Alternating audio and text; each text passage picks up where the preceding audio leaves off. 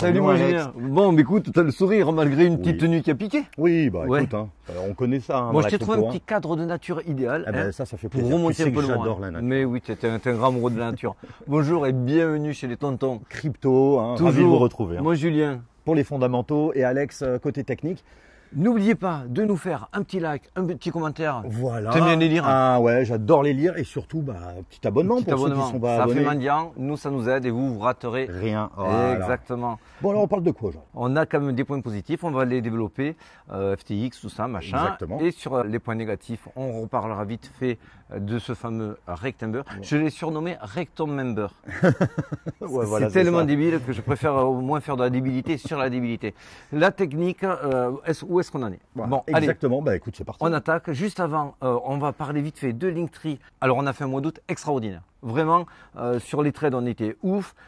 C'est devenu chaotique depuis quelques jours avec des hausses, des baisses, machin. Donc, qui rendent plus difficile un peu le trading. Le trading, on a calmé le jeu. On attend de voir le Bitcoin comment il se positionne. En tout cas, si vous voulez nous rejoindre, c'est ici. Voilà, le lien est en description. Tous les réseaux sociaux, Telegram, vous avez tout. On attaque cette semaine. Allez, c'est parti.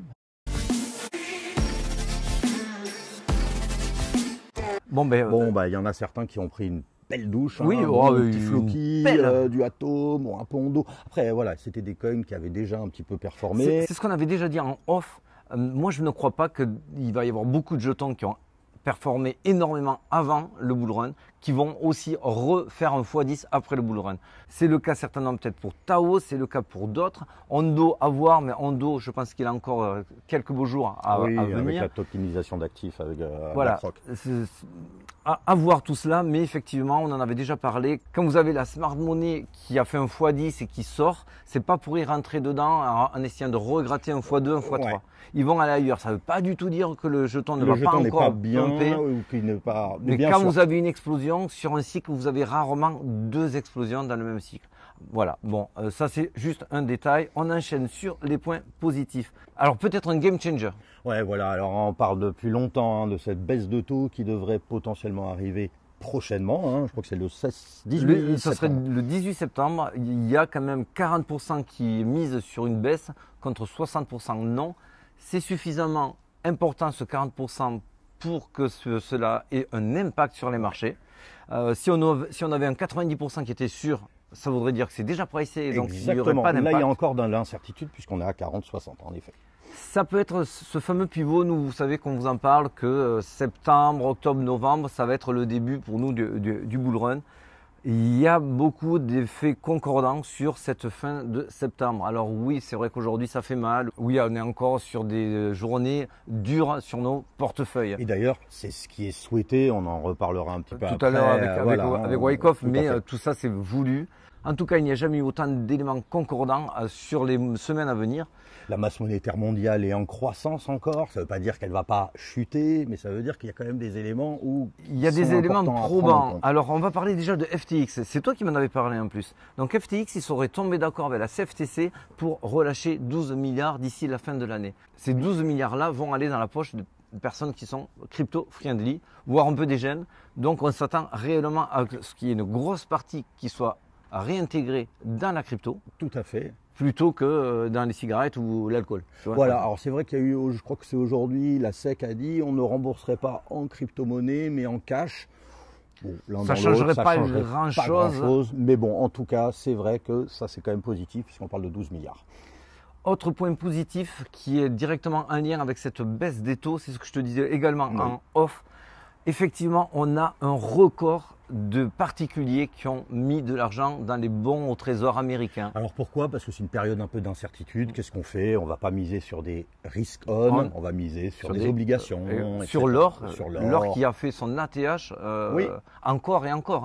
Encore et encore, oui c'est vrai. Et même les banques centrales sont en train d'en acquérir de plus en plus. Donc ça montre qu'on était toujours dans cette incertitude. D'ailleurs, je ne vous l'ai pas mis, je vous le mettrai peut-être sur Telegram, mais vous voyez qu'il y a une forte corrélation entre l'or et le Bitcoin. Donc si l'or part sur un ATH, le Bitcoin n'aura certainement pas trop de temps à perdre avant de venir le rejoindre. Oui, alors pourquoi les gens, on rappelle rapidement, pourquoi ils vont sur les bons du Trésor? Alors ils vont sur les bons du Trésor, effectivement, comme tu disais, avec cette incertitude-là et les taux qui ont énormément augmenté depuis 2022. Ils veulent se couvrir par rapport à cette inflation. Sauf que si la Fed inverse les taux, cet argent-là ne va plus vouloir rentrer encore et encore dans ces obligations assez du court terme. Hein. Donc quand ils vont voir ces taux baisser, les gens, on va dire les retail, toutes les personnes qui ont misé vont se dire, est-ce que ça sert encore à grand chose que je les laisse sur les bons du trésor et est-ce que je ne vais pas switcher sur des choses, on va dire, plus risquées puisque l'argent est moins cher. C'est exactement ce qu'on est en droit de penser. Alors bon, Bank of America, mais qui est un petit peu jugé parti, estime qu'il y a toujours un délai, un petit peu une inertie avant qu'on voit réellement cet argent exactement réinjecté dans les riscons. C'est un peu normal. Hein. En tout cas, c'est positif. Tout à fait. C'est très positif. On ne peut pas dire autrement. Et dans les autres choses positives, on est en période préélectorale. On n'est plus très loin de la... Voilà, c'est vrai qu'il y a deux camps qui s'affrontent, mais c'est vrai qu'il y en a un qui... C'est pas... Alors, je ne vous ai pas mis le graphique, mais vous l'avez vu, le graphique, dans la période préélectorale, on voit toujours que l'économie américaine se porte super bien. Alors, je vous le mettrai également sur Telegram, et vous le trouvez très facilement. Certains youtubeurs se sont amusés à le mettre, comme ils se sont amusés à mettre aussi le fameux Rect Member. Bon, ça, on va en parler juste. J'ai oublié de parler du market cap aussi de l'USDT. L'argent rentre et rentre encore. On venait encore sur des records sur On minte du stablecoin, donc ça veut dire qu'on crée de nouvelles... Des apports, c'est pas pour acheter des cacahuètes. Non. Toi, tu les aimes les cacahuètes un peu, avec un petit apéro. Ouais. Alors là, ce qui est bien, c'est que c'est le fameux graphique que tout le monde regarde depuis des années. Hein. Alors, bon, franchement, moi je l'ai pas publié, j'ai répondu à certains parce que je ne veux pas relayer ces sentiments de peur parce que là on ne travaille que sur le sentiment, il n'y a aucune technique, on est sur du gambling, c'est-à-dire c'est sorti le mois de septembre, il y a eu 8 rouges, 3 verts, donc ça sera rouge. Alors statistiquement parlant, déjà jouez toujours sur le numéro qui est le moins sorti que sur le numéro qui est le plus sorti, ça c'est une statistique. Si on veut être un peu plus dans le détail et un petit peu plus factuel, regardez. Exactement, tu en as parlé tout à l'heure et tu as dit, c'est vrai qu'on regarde le September, on voit du rouge. Mais par contre, qui est compensé souvent par des grosses augmentations, parfois en août, qui élimine, on va dire, pas ce rouge, mais qui le lisse en tout cas. Qui le lisse. Effectivement, quand c'est très rouge en août, au-delà de 8%, ce qui est le cas de notre mois passé, le mois d'août, on voit que là c'est beaucoup plus partagé. Vous avez autant de mois verts que de mois rouges. Donc déjà, ça limite déjà les probabilités. Et ça enlève déjà tout ce bruit qu'on a autour de cela. Mais la réflexion qui a été très intéressante, que tu m'en as parlé, c'est mettez-vous à la place des whales. De whales. Connu, Alors moi je vais te dire, qu'est-ce que tu fais sur le mois de septembre, tu es une whales. Tu restes tranquille au chaud en te disant, oh c'est rouge, les retails ont dit que ça allait être rouge, donc je ne veux pas y toucher.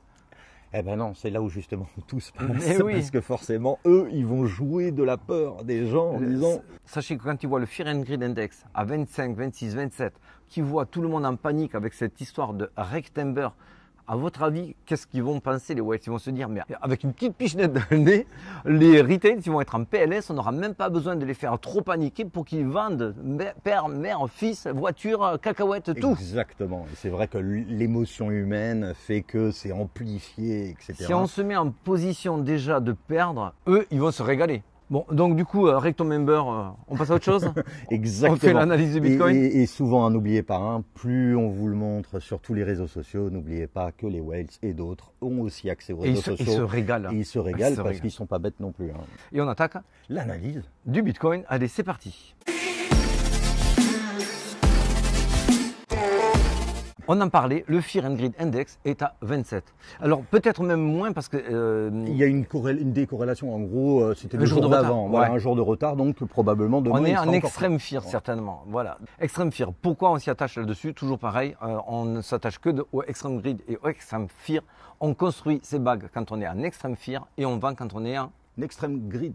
Tout à fait. Est-ce que c'est le moment d'acheter? On va vous en parler tout à l'heure. En tout cas, sur les marchés, il n'y a personne. Il n'y a personne. Et je le disais même la semaine dernière, j'en vois même encore des gros youtubeurs américains qui disent je vais arrêter. Mais même nous, on s'est très peu appelé cette semaine pour parler crypto. Parce que il ne se passe rien, ça intéresse très peu de monde et c'est parfait. Et d'ailleurs, c'est parfait. Et d'ailleurs, pour ceux qui ça peut avoir une influence, on va dire, négative émotionnellement, sortez de ça, allez faire autre chose, etc. Parce que vous allez louper potentiellement. Et ne cramez pas vos bagues en vous disant le train va partir sans moi, mettez-vous au chaud, tranquille. On est là pour vous dire quand le train va partir. Là, on est encore en phase d'accumulation, de réaccumulation pour être On très précis. n'achètera jamais le dip et on ne vendra jamais le top. Tous ceux qui vous disent ça, c'est complètement faux. Et faute du contraire, ça ne va pas dans les exchanges quand ça vend. C'est racheté, ça part ailleurs, mais ça ne va pas dans les exchanges. Ça part dans des wallets, donc il n'y en a plus, donc ça peut créer des pressions acheteuses, et là on le voit, ça creuse. Hein, il y a des opportunistes qui ont pris le train, ça c'est sûr, on le voit, et encore en record à la baisse, des bitcoins qui sont présents dans les exchanges, on appelle ça le supply pour les nouveaux. Alors rapidement, le MVR Z-Score, on vous en parle souvent. Cela nous indique le prix estimé, le prix réalisé du Bitcoin. Et quand on est proche du vert, eh ben, c'est une très bonne zone d'achat. Et quand le rouge, voilà, très bonne zone de vente. Là, on vient de passer en dessous du 2. Le 2, c'est vraiment une valeur symbolique. Ça veut dire qu'on est quand même sur des bonnes affaires en ce moment. Ce n'est pas nous qui le disons, c'est le MVRV.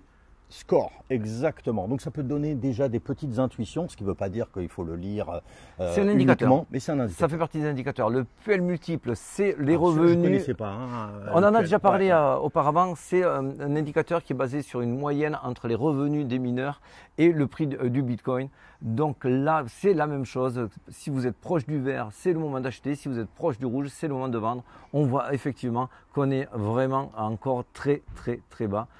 Donc non, pour moi, on n'est pas sur une phase de distribution. Non, pour moi, on n'est pas en fin de cycle. Et puis, de toute façon, distribution pour qui? Enfin, vu que la personne... Et si on dézoome, alors là, on est en weekly, si on dézoome, on ne voit même pas ce qui se passe en ce moment. C'est des épiphénomènes. Pour les holders, balèque. Pour les traders, c'est autre chose. Pour les traders, c'est pour ça que nous, on fait des petits trades en ce moment. On ne fait pas beaucoup de calls parce qu'il ne faut pas se cramer avant les choses sérieuses. Et les choses sérieuses. C'est vrai que tu as tout à fait raison. Petite clarification. Les holders, en effet, comme moi, par exemple, ne regardez même pas ça. Ça pourrait vous faire, on va dire, des erreurs qui peuvent coûter cher. Et pour les traders, être toujours un petit peu plus pointu. Donc là, vous voyez, on en a parlé la semaine dernière, donc on ne vous en reparle pas. Donc on a un point de chute fin 2024, début 2025. On attend cela avec impatience. Si on zoome encore un petit peu plus, là on est en 3 jours. Ça c'est intéressant, ça ne vient pas de moi, mais je ne me rappelle plus de qui c'est. Bon, j'aurais bien aimé le citer, mais je ne me rappelle plus. On voit effectivement sur la MA20 et la MA50, quand la MA20 rejoint la MA bleue et que les volumes se contractent, comme c'est le cas dans un triangle descendant, on a souvent une belle poussée derrière. Donc là, on a ce fameux triangle qui comprime, qui compresse. On a la MA20 qui vient chatouiller la MA50. Est-ce qu'on va venir pumper derrière? Attention, on est sur du 3 jours, donc pour voir des réactions, c'est 2-3 semaines. En tout cas, pour moi, sur du moyen terme, c'est positif. Tout à fait. Quoi qu'on en dise. Zoom encore, là on est en daily, on revient sur notre fameux Wyckoff. Wyckoff, réaccumulation. On en parlait juste un petit peu avant. Alors Wyckoff n'a pas tracé des traits qu'on suit, etc. À la ligne et que ça se réalise au millimètre ni au cordeau. Voilà, ce qui est normal. Il se base sur ce que le marché lui donne. Exactement, il réagit et nous en fonction de cela, on réagit. Donc on est sans arrêt en adaptation. Pour s'adapter, effectivement, quand on a pumpé aux 65 000, on pensait qu'on allait aller direct au LPS et que le petit retour qu'on avait eu à 57 000 suffisait pour être un test. À cette époque-là, je vous avais dit, si c'est un test, je le prends très bien, mais je m'attendais à un 54 56 000 pour être sur un vrai test. On y est, on est en train de le travailler, on a fait un 55 500. C'est pas impossible qu'on descende encore plus bas, mais on est sur du micro détail. Oui, parce que c'est vrai que quand on dézoome et qu'on va le prendre en monthly, hier, etc., on ne va même pas le voir. Ça sera invisible. Ça sera invisible. Et pourtant, on aura tous subi en disant quel temps mais difficile, après, etc. Vous inquiétez pas, je suis comme vous, j'attends avec impatience qu'on parte de ce test, qu'on aille réellement à un LPS. Mes points d'invalidation sont très bas, il faudra qu'on invalide ce qu'on vous a déjà présenté au préalable. Mais pour l'instant, on est sur ce schéma-là. Et si on zoome encore plus, là on est en 4 heures, on a une divergence haussière en 4 heures qui est validée, elle est légèrement marquée, elles se font avaler en ce moment, donc c'est un indicateur, ça ne veut pas dire qu'il faut lâcher la maison. On voit par contre qu'on est en train de dessiner un canal descendant. Ce canal descendant, j'en ai parlé hier soir avec les lieutenants, je n'ai pas voulu trop en parler au préalable. On n'est pas loin de rentrer en RLZ, c'est normalement la zone où rachètent les pros. Les pros, exactement. Donc forcément, eux, ils regardent aussi beaucoup cette zone. Donc ça ne veut pas dire qu'on va y aller, mais ça ne serait pas déconnant de venir la chatouiller. Je sens bien pour ma part qu'un fake-out est possible sur le fameux canal descendant en faisant une petite mèche dans les 54-500, faire croire qu'on casse ce canal vers le bas, le réintégrer pour le retester et cette fois-ci repartir et suivre la phase C et la phase D du Wyckoff réaccumulation. Parce que forcément, quand vous voyez que la courbe descend, on accumule des stops, des stops, des stops, des stops, etc. Ah, c'est monstrueux, c'est monstrueux. Là, je peux te montrer. Tous les traits jaunes, c'est des stops qu'on doit venir chercher. Il n'y a que ça. Alors il n'y a que ça, donc il y a beaucoup d'argent. Peut-être le bon moment, ça on ne le sait pas quand ça sera le bon moment, mais en tout cas, on va aller les chercher. Construire dans ces zones-là, proche de la RLZ ou dans la RLZ, c'est absolument pas déconnant. Pourquoi quand même on s'attend réellement à ce qu'il y ait une reprise haussière, c'est qu'enfin les fundings étaient rouges. Hier on a averti sur Telegram, j'ai coupé quelques calls parce qu'effectivement on était sur une euphorie, ça montait, tu le vois là, l'open interest qui est explosé. Donc ça ouvrait en gros des longues, c'est bon, c'est l'heure, on y va. C'est pour alors ça ouvrait des deux parce que c'est ça qui a été troublant. J'ai pas pu être à 100% catégorique, j'ai juste dit on ferme. Si j'avais été plus catégorique, j'aurais dit on ouvre un short. Bon, on en a un déjà en cours. Pourquoi? Parce qu'en fait, ici, l'open interest, c'est le nombre de contrats à levier qui s'ouvrent. C'est les contrats futurs, on appelle. Là, on voit que ça explose. On voit que ça ne bouge pas au niveau des fundings. Donc, ça veut dire qu'il y a des longs et des shorts qui s'ouvrent. Pourquoi je pensais quand même que ça allait dump? Parce qu'ils ont commencé à faire dump ici. Les contrats se sont ouverts après. Pourquoi s'arrêter maintenant alors qu'ils sont très proches de rect tous les longs qui se sont ouverts, sachant que les shorts viendront très certainement après, mais aujourd'hui c'était plus facile de recter les longues en premier, puisqu'ils avaient fait la moitié du travail, ils étaient positionnés à fond, donc il y avait juste encore une dernière petite poussée pour les rects. Est-ce que c'est fini pour autant? Il peut y avoir une dernière jambe baissière pour leur faire croire que les shorts ils sont dans la bonne direction, et là se retourner à nouveau et que ce soit le tour des shorteurs de se faire exactement, parce que si allumer. Vous voyez que des longues qui se font sortir, au bout d'un moment, au niveau psychologique, on se dit bon, il n'y a plus qu'à shorter là maintenant, c'est bon. Et c'est généralement là qu'on vous cueille. C'est pour ça qu'il ne faut jamais prédire 6 mois, 3 mois à l'avance, parce que le marché ne fait que aller par rapport à ce qui se passe à l'instant T. Tout à fait. Vous trouverez toujours un Illuminati sur YouTube qui vous dit « Ah, vous voyez, j'avais prévu que ça ferait ça ». Effectivement, vous avez des millions de personnes qui font des graphiques. Il y en aura bien qui auront raison. Oui. Mais le marché n'y est pas allé parce qu'il avait sa technique qui était bonne. Le marché, il y est allé parce qu'à l'instant T, il a répondu aux longues qui étaient trop massifs à ce moment-là et qu'il était temps et pas cher de finir de les rect en descendant au sud. Fais coucou à ma chérie. Genre, je ne sais pas si on le coupe, on verra. Allez, on finit avec CoinGlass. CoinGlass qui nous dit qu'il y a encore un mur au sud et rien au nord. Alors c'est vrai que moi j'ai eu tout à l'heure, je t'en ai parlé, je me suis dit bon là c'est massif, donc on va aller probablement au nord. Mettons un bémol là-dessus. D'abord, il peut y avoir du spoofing, à savoir qu'ils font ils retirent leurs ordres. Ils retirent leurs ordres juste pour faire croire qu'on va aller dans la direction opposée. Il y a aussi le fait que quand le marché a envie de défoncer un mur, il y arrivera. Voilà, donc c'est une indication parmi d'autres. Mais effectivement, on peut s'attendre quand même à ce qu'il y ait du rebond sur du 55 000. Ça, c'est plutôt pour les traders court terme s'ils veulent un petit peu faire du scalping. N'oubliez pas, 27 milliards attendent à au-dessus de 72 000.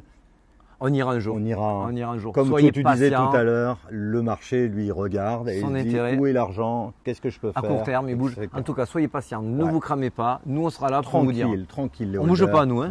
Allez. Salut, mon Alex. Ciao à vous. Bye. À très vite sur Telegram. Allez, je fais la bise.